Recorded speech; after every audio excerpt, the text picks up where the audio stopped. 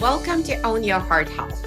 I'm Dr. Regina Druz, your holistic cardiologist. This week, we will dive into common heart health concerns, uncovering root causes, and unpacking scientific discoveries and controversies. The information provided does not constitute medical advice. Please contact your healthcare practitioner before making any changes that may impact your health. Welcome, everybody, to our third episode, which is Busting the Cholesterol Myth. It's not what you think. I'm very excited today to have a wonderful guest and actually a physician whose work I had followed for many, many years and whose work helped me to form my thinking and always helped me to stay clear of the controversies, or at least have a good understanding of how those controversies could be resolved.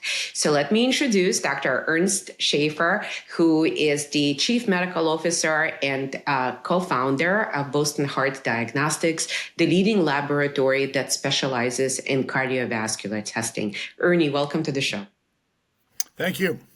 Excellent. So I'd like to learn a little bit, and maybe our listeners can learn what led you to the field of lipidology, and how did you, started this journey in understanding the cardiometabolic approach, all these biomarkers. How did you even come to stand up Boston Heart Diagnostics? What's the story behind it?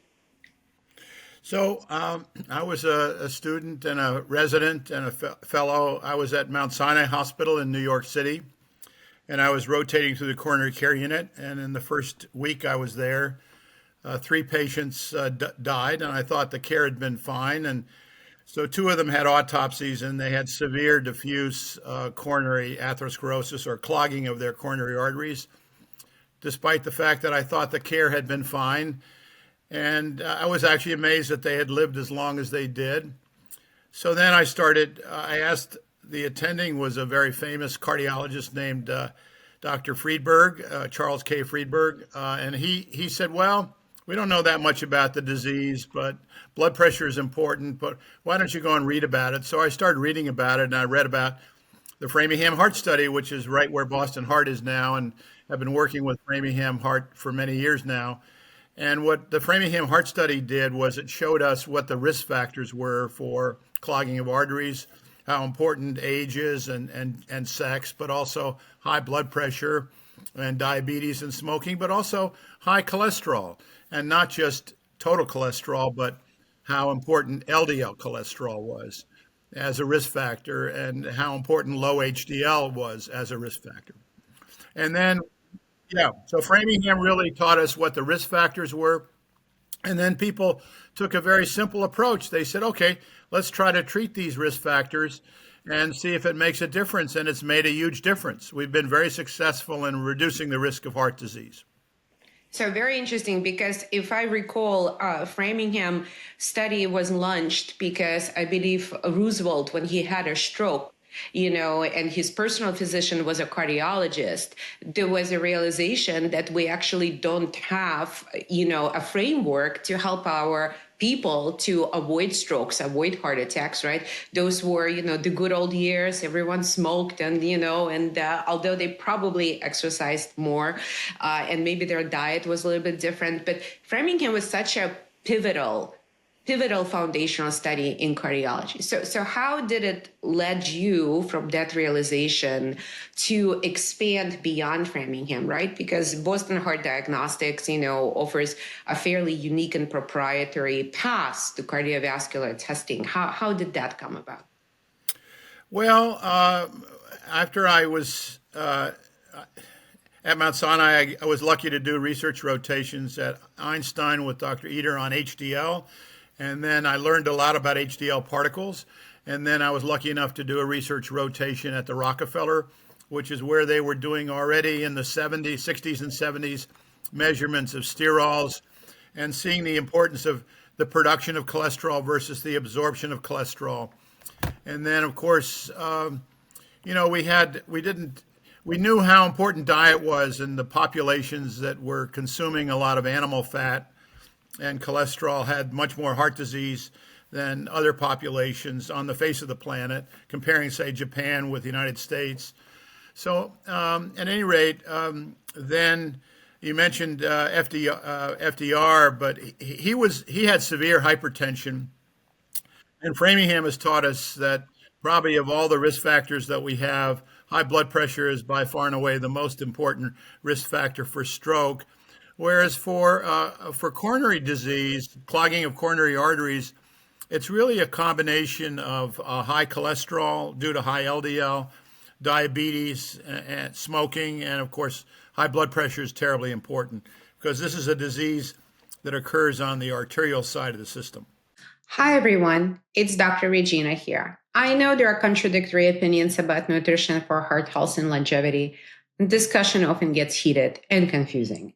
There are those who push for low fat, low cholesterol. Then there are fans of a ketogenic diet. There are many anti-meat voices as well, suggesting vegan or vegetarian style of eating. With all the chatter out there on what and how to eat, my team and I decided to create a tool for patients, medical professionals to clear the clutter. It is called Holistic Heart University, and it provides on-demand courses, nutrition and lifestyle resources, information on supplements to make it easier to understand how to make healthy choices for your heart. I'm especially proud of our open office hours for program patients and the Q&A feature where you get to ask your individual questions and put us in the hot seat. Head out to the show notes for the link and use my special promo code to get a huge 20% off on our annual health and wellness subscription. The code is owner20, and I'll see you in the office hours.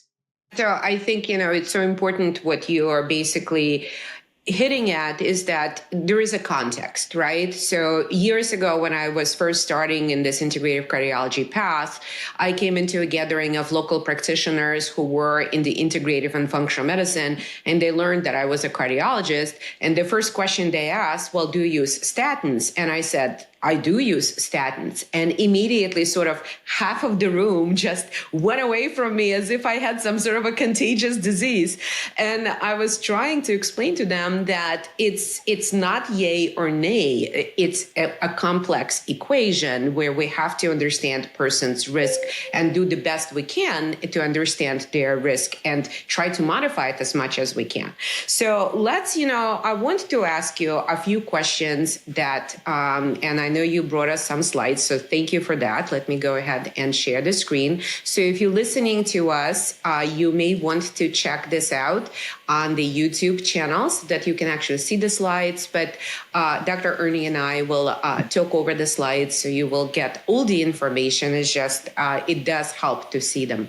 So Ernie, I pulled together a few questions that patients very often ask me. And I think these are very important questions, and the answers are very important, right? So we want to give people ownership of their heart health. We want to transform their health trajectory. And so they need to know what are the available resources for them to do that. So the first question that I asked you, and you sort of answered it partially, but I want to dissect it a little bit more, right?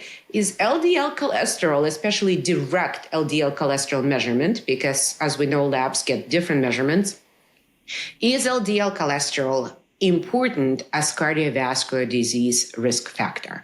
And, and maybe I'll give sort of like an additional question is that if you were to say, you mentioned high blood pressure, you mentioned smoking, we mentioned diabetes, cardiometabolic, in that continuum, what would you give LDL cholesterol or even lipids in general as, priority? If there's a person who, let's say, middle-aged and they are otherwise healthy and they wish to reduce their cardiovascular risk, what are the top three things they should be mindful of and know how to mitigate the risk associated with those risk factors? Top three, and how does LDL cholesterol fit into it?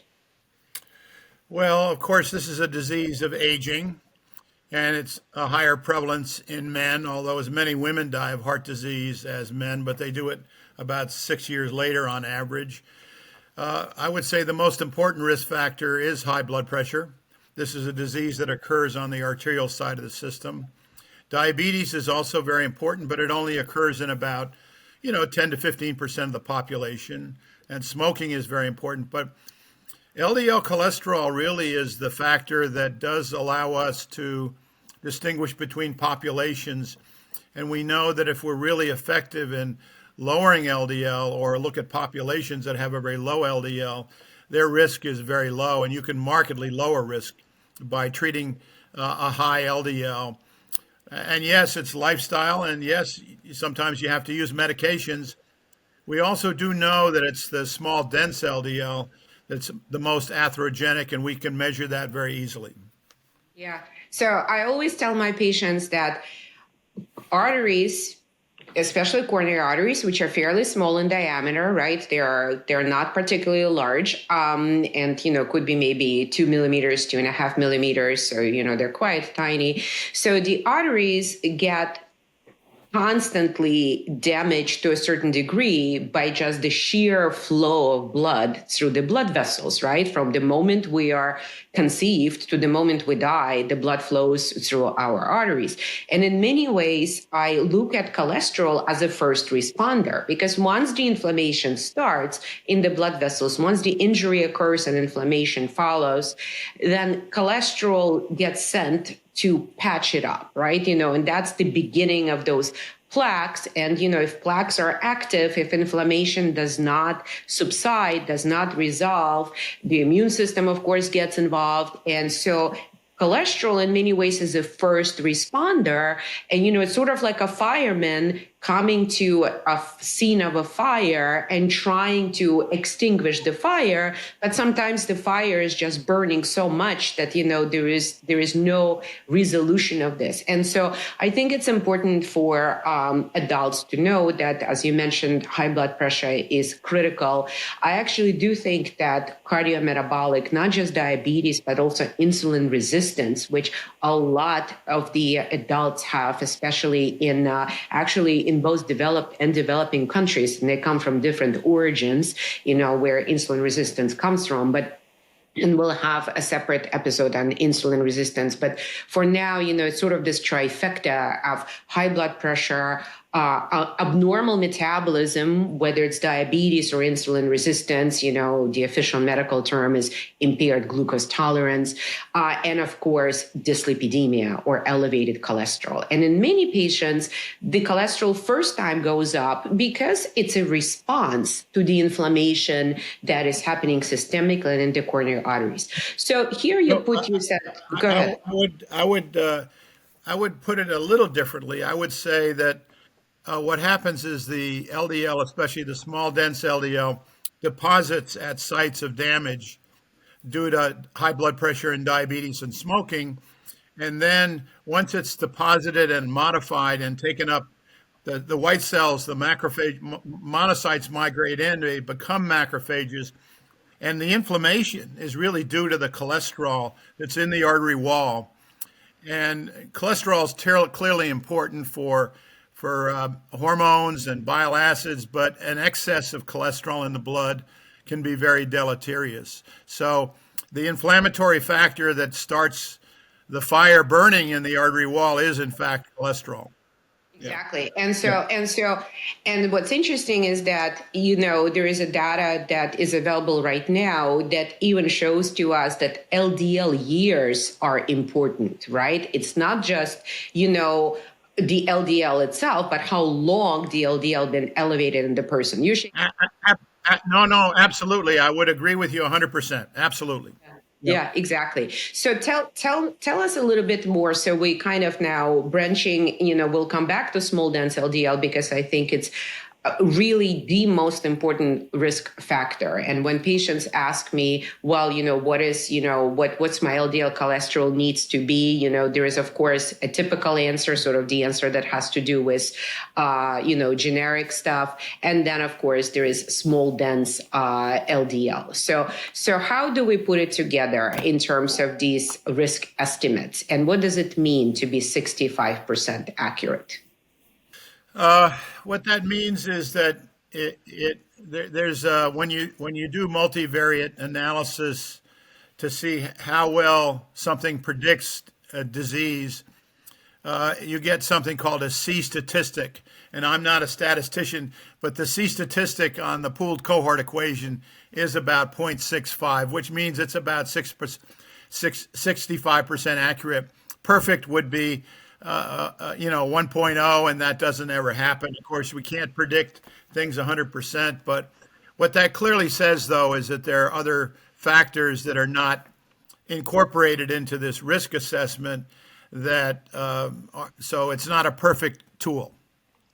Exactly. So this is very important, I think, for all adults to know, right? That when they do go see their physicians, we try to put the information that we receive from this individual into context. And this context is usually derived from very large studies where multiple people were studied, and we are sort of referencing a person against the population. And it's a very tricky thing to do, because in the population, everyone's characteristics kind of get looked at together and then divided up. When we see a real patient in front of us, that's a real person who may or may not fit a population. So currently one of the established tools, so-called atherosclerotic cardiovascular disease risk estimator, and you will certainly get a link to it. It's in the public domain, so it'll be in the show notes.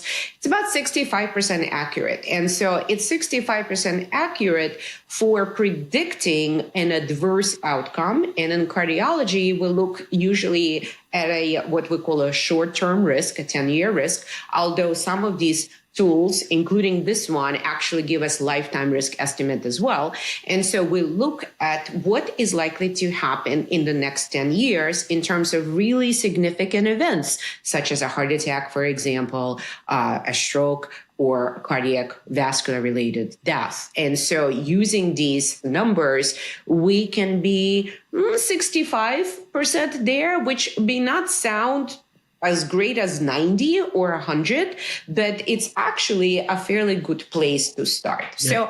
So I highlighted something here that I want you to maybe expand upon, is that is it really the path is that LDL cholesterol, it's sort of active component of the cholesterol that does the damage. The most impactful component is this small dense LDL cholesterol, right? You mentioned it a couple of times, small dense LDL cholesterol. Yeah. So what is small dense LDL cholesterol, and how does it come to be in a system, in a person? Yeah, we know that ApoB containing particles, VLDL, is made in the liver and gets converted to LDL. And the higher the triglycerides, the higher your insulin resistance, the more obese you are, the more VLDL you produce, and also the more small dense LDL you produce. And then, of course, many people, if they consume diets that are high in animal fat, they can't break down the LDL as well. So small dense LDL is almost all the risk associated with LDL is due to elevated small dense LDL. We know that only 30% of the cholesterol is in small dense, but about 70 to 80% of the particles are in small dense. We know that those small particles get into the artery wall much more readily. We know that their residence time in the bloodstream, and we've measured that with stable isotopes, is much longer. It's about 4 days instead of 2 days. So because that small dense LDL hangs around longer, it's more likely to get oxidized or modified and taken up in the artery wall. And then what has to go in and clean up the mess, of course, are the macrophages. They go in as monocytes and they become cholesterol-rich macrophages, which form the fatty streak and then the plaque. Exactly. And so I think this is so important for our listeners to know, that the mechanism, maybe, and let me sort of backtrack a little bit because not everyone may know this, the cholesterol does not just travel in the bloodstream, right? It's a lipid substance. It's, fairly thick, and it would stick everywhere. It just sort of were swimming by itself, right? So each cholesterol particle is actually covered with a protective coat, and usually that coat made up of proteins, and we call them apolipoproteins, right? They're covering. And so the bad cholesterols, and it's not just LDL, because Dr. Ernie is mentioning very low density and of course small dense. So all of these cholesterols are covered by this protective coat. And so in essence, they're traveling through the bloodstream as cholesterol particles, right? So they're sort of like being delivered. And, if you could think about it again, if you're on video, think of it as a little bowl, right? So they're little bowls. And so when you have a lot of these bowls thrown at your coronary arteries, or any other arteries for that matter, some of them are bound to stick, right? This is just the amount does make a huge difference, as well as what's inside the bowl. So when we measure LDL cholesterol, we actually measure what's inside the bowl, right? That's our basic measurement. And when we measure how it is particulated, how many of these bowls we have, that's one of the measurements called ApoB, or lipoprotein B. And fortunately, we know that for each bad cholesterol, there is only one ApoB particle. So we're pretty precise in that. And, there's a lot of information coming out in medical literature and right now that is shifting our thinking that it's actually ApoB that is a more impactful, more of a predictive marker than a non-HDL cholesterol. What do you think, Ernie? I just want to say that actually, yes, ApoB is on the surface. The other thing that covers the surface of lipoprotein particles is our phospholipids. And phospholipids have fatty acids attached to them, and they get modified, and that's what gets oxidized. And it's the oxidized phospholipid on LDL that gets deposited, causes actually one of the acceptors of that oxidized phospholipid is lipoprotein A, and that is a genetically determined particle, but it accepts the oxidized phospholipids from LDL. And it's that oxidation that's also very deleterious. So all these things, that's why small dense LDL and also lipoprotein A are very important risk factors. Right, exactly. And so to answer, one of the earlier questions as to what the risk factors are, if we only focus on lipids, I would probably say that you definitely need to know LDL cholesterol and ApoB, and you need to know your small dense LDL, and you do need to know lipoprotein little a. So that's sort of like those three major lipid related, oxidation related factors that are easy measurable. And obviously Boston Heart Diagnostics measures a lot of these and then some, so there is a lot of opportunity for people to know. Unfortunately, they're not really part of these standardized equations that we use, at least not yet, but time is coming where they will be. So let's talk about our second. Okay. Go ahead. I just wanted to mention that we do also measure the enzyme lipoprotein phospholipase A2 that oxidizes the LDL, and we also measure the amount of oxidized phospholipid on ApoB, and those are assays that Boston Heart uniquely has.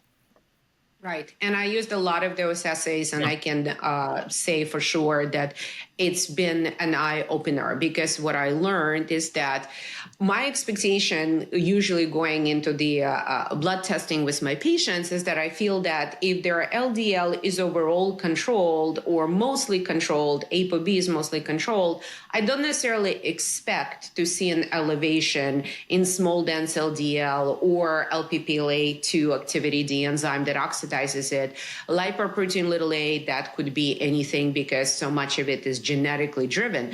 But I had quite a few cases where the overall sort of the surface lipid profile, the more general lipid profile that very often patients may get, let's say their annual physical or employment physical and whatnot, that profile actually looks okay. But when we start digging deeper and we start looking at those really powerful risk enhancing risk promoting factors, we actually see a different picture. So that's been quite a bit of an eye opener. So I wanted to ask you, on that topic, we are evolving obviously in our risk estimation. We're trying to become more and more precise. Typically, when I describe what I do clinically, I call it precision cardiology. So one of the new tools that came out recently is so-called prevent or prevent scoring. So can you tell us what is prevent? What is it trying to accomplish? Kind of, how is it different from the older techniques like the pooled equations that we had and other stuff? Yeah, the pool cohort equation came out in 2014. The Prevent online calculator came out at the end of 2023, as published in Circulation, and it adds a couple of other risk factors. It adds body mass index, and it adds estimated glomerular filtration rate, which is, of course, a measure of kidney function. And a lot of studies have told us that high BMI is an important risk factor, independent of all the other things we have, because it also gets at insulin resistance. Even though we measure insulin as well, and we do calculate insulin resistance, and we also calculate insulin production. We of course do measure EGFR because it's a formula. You calculate EGFR based on the creatinine and the gender. So a low GFR less than 60 is an important risk factor for premature heart disease. So this new calculator is said to be about 75 to 80% accurate, and it's based on very large numbers of people. On the other hand, there was a recent paper in JAMA suggesting that it underestimates risk. I would say to you that one of the other things that we see, if you look at the CDC data and you look at heart disease mortality by state, we see huge differences, 2 to 3-fold differences in various states. New England happens to be doing very well. Some of the southern and Midwestern states don't do very well at all. They're 2 or 3-fold higher. So that tells you that environment is also very important, and the kind of diets that people are consuming is very important. And unfortunately, our food industry has not always helped us by packing foods full of sugar and full of animal fat and full of salt. Right. So these ultra processed foods have been linked very strongly to cardiovascular disease.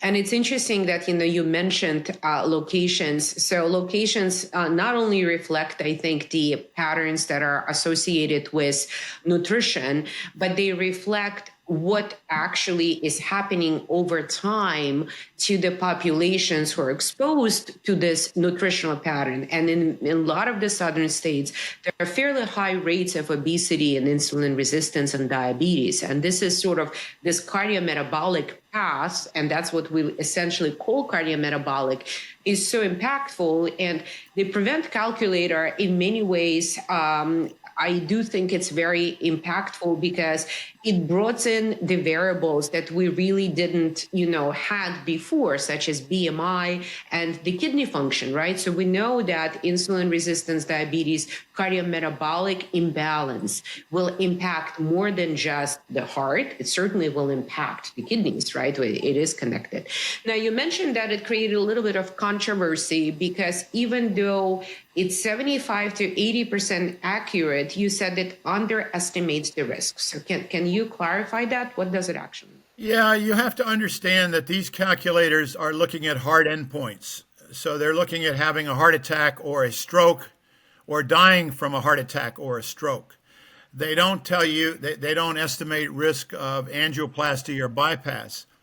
And in many populations that are get better care or more educated, we know that the level of education turns out to be very important as a predictor. That's not in here.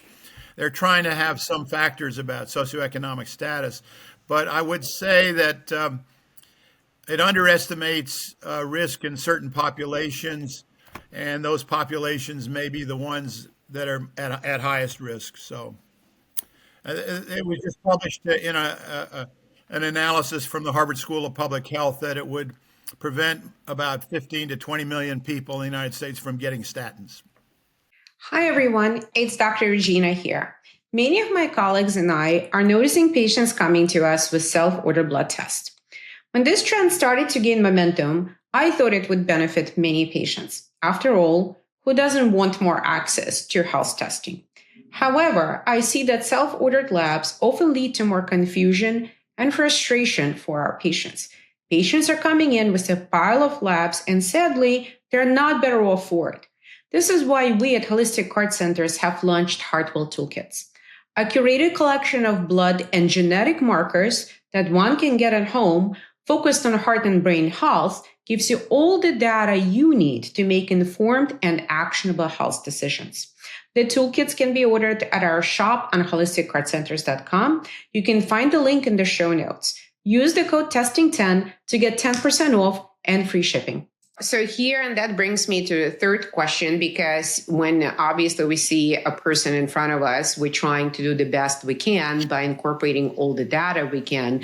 And my favorite tool of all of these tools is actually the one in the middle of mentioned in the middle of the slide, which is a multi-ethnic study of atherosclerosis, because I do like for my patients to have cardiac CT and the calcium score. I use it sort of as the adjudicator, what had been the impact of all these various risk factors on a person's coronaries, right? That's the outcome that we can measure, which is not related to a clinical outcome necessarily at the moment, but it forecasts a certain clinical outcome chance, or that's what we call prognosis. So can you expand a little bit on an attempt, and that's obviously from Paul Ridker group and Peter Libby's group at Harvard. They have worked a lot to kind of shift the cholesterol-centric thinking into more of the inflammation-driven hypothesis, right? So they brought back the inflammation hypothesis as really the dominant force that starts and promotes cardiovascular disease. And they came out with this Reynolds risk score, which actually incorporates one of the inflammatory markers, high-sensitivity C-reactive protein, into the estimate. So what are your thoughts about that? Is it to use, not to use? I think it's useful. The Reynolds risk score actually estimates lower. It was also, they criticized the pooled cohort equation for overestimating risk. It also depends on the populations you look at. They looked at a pretty healthy population. So it is about 70% accurate when you add CRP to the standard risk factors. Then the multi-ethnic study of atherosclerosis, or MESA risk calculator, uses the standard pooled cohort equation calculator plus calcium score. So what's happened recently in the field of calcium scoring, largely based on Matt Budoff's work, that was very impressive, but now people realize that it's not the calcified plaque that kills you, it's the soft plaque. So that would suggest if you really want to know what's going on in your coronaries, you got to do a CT angio, which is a little more complicated and costs more. And so on the other hand, if you have somebody who definitely has a very high calcium score and has a lot of risk factors, then you want to know, well, do they have a lot of soft plaque? Because the data from the All-Scott study and the studies in Europe clearly show that soft plaque is what kills you. So to convert the soft plaque to calcified plaque, we need to be very aggressive with LDL lowering. Right. And that's exactly, it's sort of a multi-pronged approach. And in the first inaugural episode of this podcast, I actually talked a little bit about coronary calcium and what it means. And, and we'll come back to that topic, and also the topic of CT angiography, soft versus hard plaque, as well as so-called staging of the plaques. There's now available through some techniques that use artificial intelligence measurement, and fascinating because they're available clinically, they're available for patients to get in partnership with their physicians, but certainly CT angiogram is a more complex than just a calcium score. But calcium score is a good start, because if a calcium It's a great start. If a calcium score is 0, there's a fairly small chance, not 0, but small, that there aren't any plaques in the coronary arteries. So it doesn't mean that there is 0 plaques. Just a calcium score of 0 means that there are no areas that have retained calcium inside the coronary arteries. But the arteries themselves may actually have soft plaques. And I have quite a few of patients like that whose calcium score is 0, but they actually have soft plaques. So what we're trying to do through the holistic approach is to shift those soft plaques into calcified plaques, because that's, of course, the stability. But when we use these equations, we kind of, we try to, I think, understand where the person is. And something that I like about MESA and something that I showed in the first episode is that it allows you to translate all the variables that you input, including the calcium score, into the coronary artery age and aortic age, which I think is a great opportunity for patients to understand, is this process, this aging process, progressing faster than it should, slower than it should, or sort of at the pace that is expected. Because just as Dr. Ernie said, and what I tell my patients all the time is that vascular disease, especially coronary disease, that is the hallmark of aging. You can look phenomenal on the outside, but if your arteries could be loaded with calcium and soft and calcified plaques, and that's what aging actually is. So let us then switch to another question. And again, this drives both patient and physicians mad. I can tell you that because I have a course for physicians called Statin Overprescribing Solution, and actually is delivered in Holistic Heart University, our platform. And, as we go through the labs and we learn, about different parameters and their impact and look at the literature, there's always this question: what is the most atherogenic lipid parameter, right? Which of these lipid measurements, wonderful lipid measurements, is really the number one in terms of its negative impact? And I think you answered this question here, but I'll let you speak about this one. Yeah, so as I mentioned earlier, I've been working with the Framingham Heart Study for many years, really since 1982. And one of the questions that we had was, what's the most important predictor in terms of lipid parameters? And the answer really was small dense LDL. We also showed that direct LDL was a lot better than calculated LDL. Calculated LDL is relatively worthless, actually. It does give you an estimation, but direct LDL is much better. Small dense, almost all the risk, in fact, was related to small dense LDL. LPA was a little less strong, surprisingly, at 1.13. That's a risk above 1. And CRP is important, but it's only important if it's quite high, and then you have to take gender differences into account because women have higher levels of CRP in general. And then when you come to MESA, what Sarah Nomura and Michael Tsai did in MESA fairly recently, published in 2022, was they compared small dense LDL with ApoB with LDL particle number. And in that analysis, by the way, all these things are correlated with one another. So what happens is when you do a multivariate analysis, small dense is by far the most important. You can see that in MESA. And then we recently, in the pooling project, we looked at ERIC, which has about it's the largest U.S. population study, Framingham and MESA. So if your small dense LDL was over 50, that relative risk was about 50% higher than if it was less than 25 after adjustment for all other risk factors, including total cholesterol. So, because we use the pooled cohort equation. So small dense LDL really is very important. So that's the most atherogenic particle.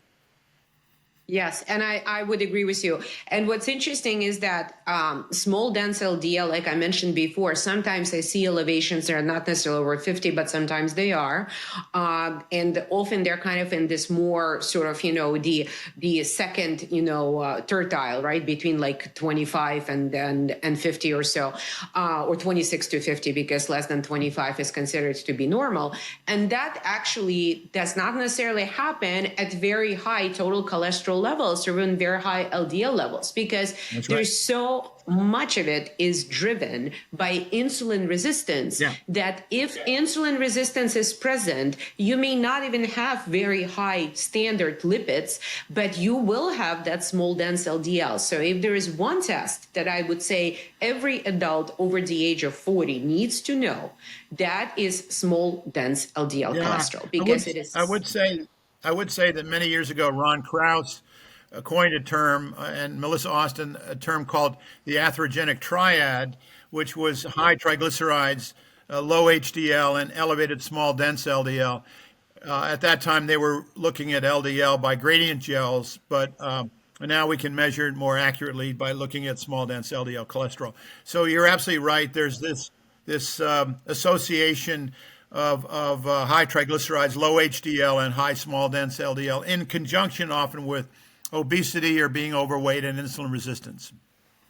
Exactly. And so, there was a recent paper actually, maybe a few years ago in Journal of American College of Cardiology. They rebranded it as a dyslipidemic triad, so Yeah. it's basically the same, what that means, and that insulin resistance really causes the increase in small dense LDL and actually drop in HDL, because it kind of consumes the HDL and kidneys gets rid of it. And so these bowls that I explained to you before, now they're small, dense, with the potential to be oxidized. And they're flying all over and, lodging themselves into the arteries. So small, dense LDL is absolutely critical and something that we measure on every single patient that comes to us, especially using our Heartwell toolkits, because this is such an impactful measure for us to have.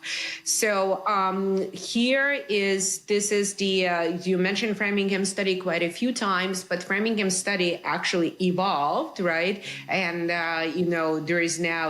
it's not only the original participants, but their children, the offspring, have been studied as well, because some of the questions that often, we encounter is that patients come in and they say, well, I have a family history of heart disease, but that was a different era, people did different things, and, they smoked, maybe they didn't exercise. So what does the Framingham offspring study actually show us? So I would tell you that they're no longer children. The offspring are largely my age in the 70s. So they're not really offspring anymore. And their parents, we now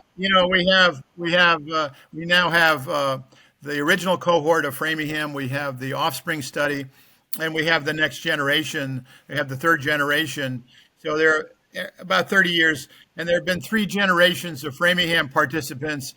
But I'm sorry to tell you, there've been about six generations of investigators because our productive lives are shorter than our chronological lives. But this is a complicated slide, but what it just shows you is at the top is small dense LDL as the most important risk factor. Exactly. Yeah. And so I think, we struggle in cardiology a lot with how to incorporate family history of heart disease, whether it's early heart disease or, kind of more older person's heart disease, especially in primary degree relatives. The standardized equations, of course, that we talked about do have this. It's a yes or no. But, it's interesting that even in the offspring, so longitudinally, we could see that small dense LDL is really a super impactful variable. So it continues to be. And so this slide is, I think this is from the newer publication that you had with your group. And this is really what is predicting the risk across various groups, right? Men, women, African-American, non-African-American. So tell us about the pooling project. You mentioned briefly just a few moments ago, but what do we see here? Yeah, we just pulled our data from all three populations, and it says the same thing. It says whether it's true in all subjects, it's true in men, it's true in women, it's true in non-African Americans, and it's true in African Americans. The confidence, the standard deviations and confidence intervals are higher because our sample size is lower in the African American population in the pooling project, and Eric is largely from Jackson, Mississippi. So it's a fairly homogeneous group, but nevertheless, small dense LDL is the most important risk factor in all. It's from the lipids in all these groups. Exactly. And it has to be measured directly. And this is what we always do. We measure it directly together with direct LDL. And again, this is why Hartwell Toolkit came into existence, to be able to actually get the right data. Because, Ernie, there is a lot of opportunities right now for patients. There is a lot of opportunities for patients to actually get direct to consumer blood work. It's happening quite often. There are companies, currently startup companies, that are providing this service. They are sending patient a blood testing kit and, measuring, let's say, hundreds of different biomarkers. But what I learned in cardiovascular medicine and actually anti-aging medicine is that the most important biomarkers, they're not, you don't need hundreds of them. You need just a few that are, we know for a fact, need to be modified. And even in persons who are not in those, little red squares or on that line, which is, the highest, let's say, quartile or thirtile of small dense LDL measurement, even in people who are sort of in between, this is a modifiable situation. And when we couple it with some of the genetic analysis, that actually gives us a very specific roadmap to identify the lipid types of these patients and to figure out, well, what will work, how much medication they may need, if any, what will work nutritionally, what will work in terms of the lifestyle. So these are really important pieces of information, both, focus targeted cardiovascular and longevity markers, as well as genetic predispositions.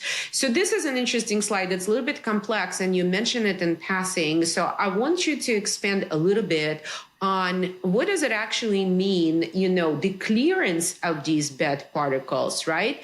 And can one do anything lifestyle-wise or medication-wise to change, to expedite the release or degradation of these bad cholesterol particles? Yeah, this is a complicated slide. I apologize for that, but it basically tells you that small dense LDL has a residence time or a decay time in the plasma of 74 hours, and larger LDL is more like 29 hours. It's much less, and remnants in VLDL are also much shorter. So it's the particles that hang around longer, especially small dense, that's more likely to get oxidized. And you can see that the oxidized phospholipid gets transferred from small dense to LP lipoprotein A, which, by the way, hangs around for a very long time. And so I don't want to go into more detail about that. These are based on stable isotope studies that we did at Tufts University. Right. So this is fascinating because I actually never thought about the residence time. I sort of just thought about, well, if you have, let's say, high LDL, high ApoB, high small dense LDL, it's important to know for how long have you had this issue longitudinally as an adult. But that sort of gives us another dimension because and probably it explains in many ways why small dense LDL is so deleterious, because it actually hangs around for a long time, right? And I mentioned already this lipidemic triad and the influence of insulin resistance. And actually, I almost always ask all of my patients to actually get their laboratories in a fasting state. Now, this is deliberate because we use triglyceride concentrations in some of our predictive estimates to understand whether or not a person may actually have this dyslipidemic triad, right? So you want to kind of, even out the playing field and not give people erroneous interpretations. And so question number 5 for us, and that's so important because this is probably the number one reason why patients come to see us. us at the Holistic Heart Centers. The number one reason that, the number one request that we have, can you help me lower my cholesterol without taking medications or taking as little medication as possible? So let's talk about it. Does LDL cholesterol lowering make a difference? Yeah, it clearly does. The best analysis probably is this meta-analysis of about 49 trials done by Silverman, published in JAMA in 2016. It shows that for every 40 milligram per deciliter reduction in LDL, you get about a 23% reduction in risk with statins and similar reductions with other cholesterol-lowering agents. Higher for PCSK9s because they lower LDL so much. But then probably the pivotal trial, the last statin placebo-controlled trial was the Jupiter trial that Dr. Ridker did. And that trial was stopped early because it was so favorable in favor of Jupiter. And overall, it was about a 50% reduction. But if you got your LDL to less than 70 and your CRP to less than 1, your risk was lowered 79%. And we know that rosuvastatin 20 or 40 can lower LDL and small dense by about 50%. Exactly. And so what I find with patients is that, so in the trials, and I think there's a little bit of an important distinction. So first of all, the optimal LDL in general will be less than 70. If one can achieve that optimal LDL level, that's a great place to be. And of course, the guidelines and the trials as well, they say, well, at least a 50% reduction of what is the baseline level, because not everyone is going to get to less than 70 and certainly not less than 55. Certainly doing it through lifestyle is possible, but very hard. And in some patients, medications are important. But statins are interesting, and we're going to have a couple of episodes on statins specifically. And statins are interesting because while in trials, the doses were sort of fairly high, they were moderate, and actually, rosuvastatin 40 milligrams is not a moderate, it's like moderate to strong intensity statin. What we find, in general, in terms of statin effects, is that the most LDL lowering effect is actually at the lowest dose. That's where you get your biggest drop, right? That's correct. That's correct. Yeah. That's correct. And any subsequent dose escalation kind of gets you lower and lower and lower drops, and unfortunately more and more side effects. So what we do at Holistic Heart Centers, we use a concept called ALARA, which stands for as low as reasonably achievable. And we start patients at a really small doses with supplement support, with intensive insulin resistance or metabolic health program, so that we can titrate the dose if we need to, but we get to those numbers, including on LDL cholesterol and small dense LDL, not necessarily going to, fairly high doses. So that's a departure, I would certainly agree with you. And I would also say that for every time you double the dose, you only get about another 6% reduction in LDL. So, and also there are some authorities that say, oh, statins don't really cause muscle problems. Well, I'm here to tell you they do cause muscle problems. We see it every day. And coenzyme Q10 supplementation is probably helpful. I would also say that there's a reason rosuvastatin 80 milligrams and simvastatin 160 milligrams was discontinued in the trials, and not because they caused a lot of muscle problems in a lot of people.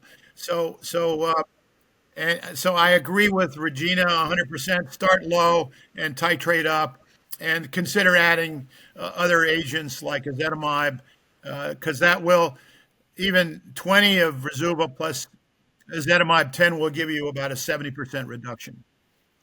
Exactly. And that's what we find. And, and we find also, I think you and I will meet sometime soon to discuss the lean hyper-responders and the role of genetics, right, in the lipid elevations and what that actually means, because it's certainly a very unique patient group that has low body mass index and a very high absorption of cholesterol from their gut.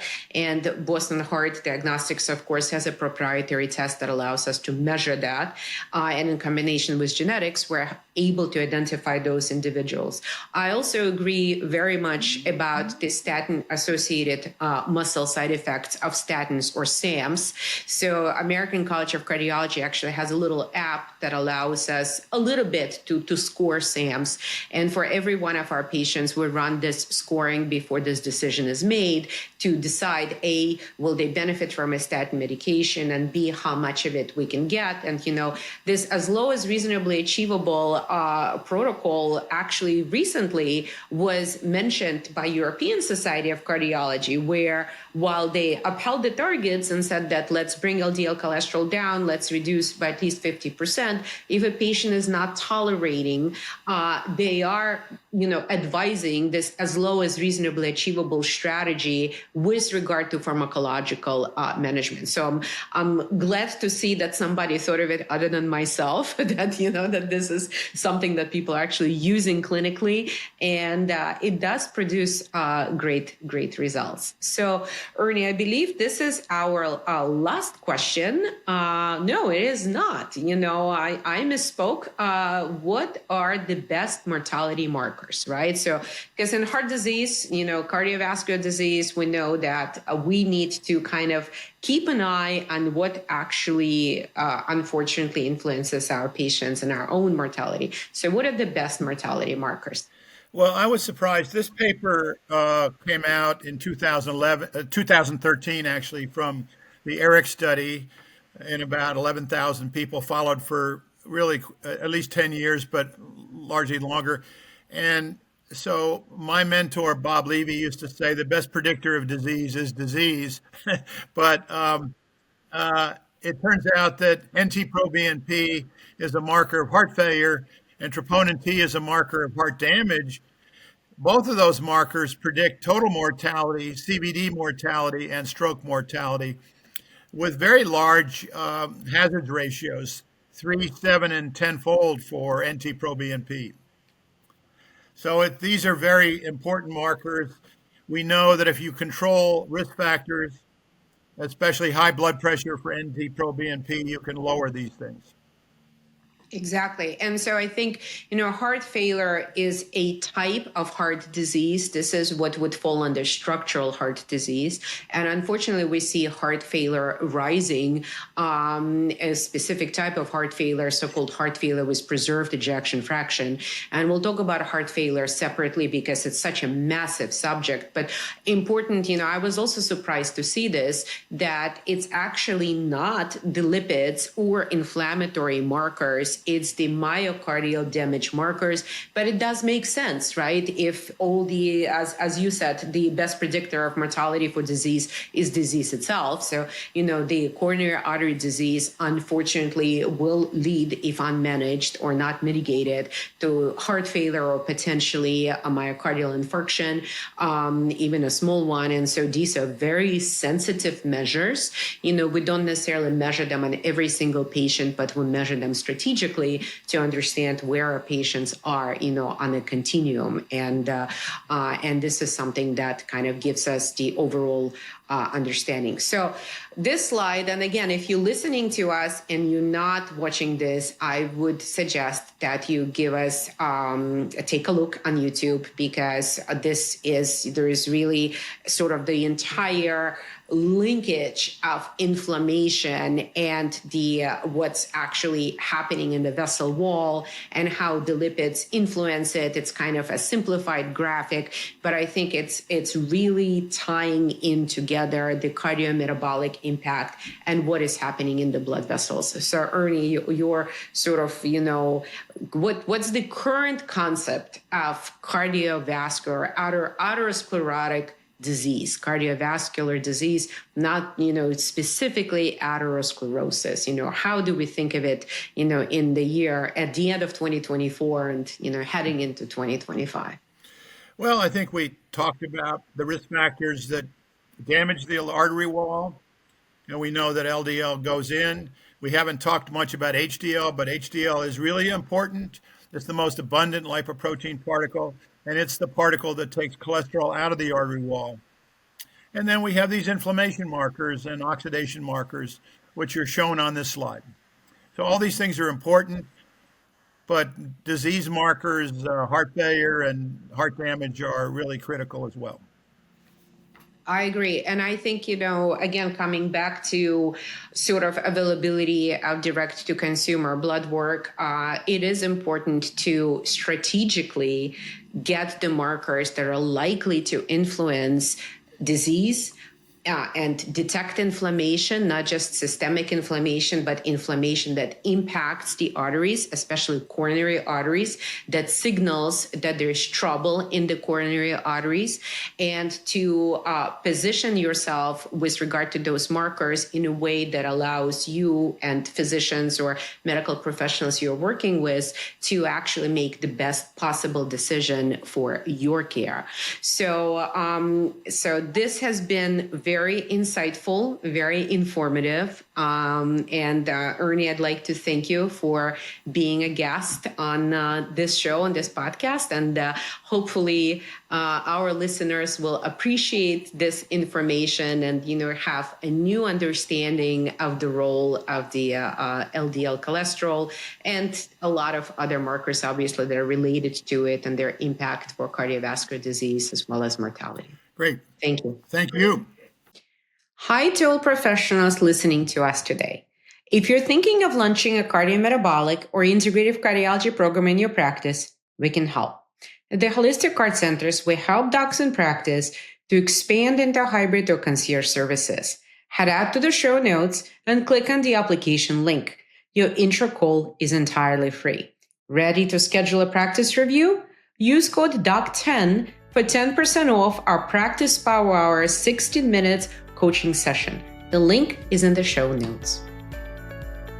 Thank you for tuning in to Own Your Heart Health with Dr. Regina Druz. This podcast is powered by Holistic Heart Centers. If you enjoy the show, please rate and review us on your favorite podcast platform. To learn more about our services, visit holisticheartcenters.com and subscribe to our YouTube channel. The link is in the show notes. See you next week.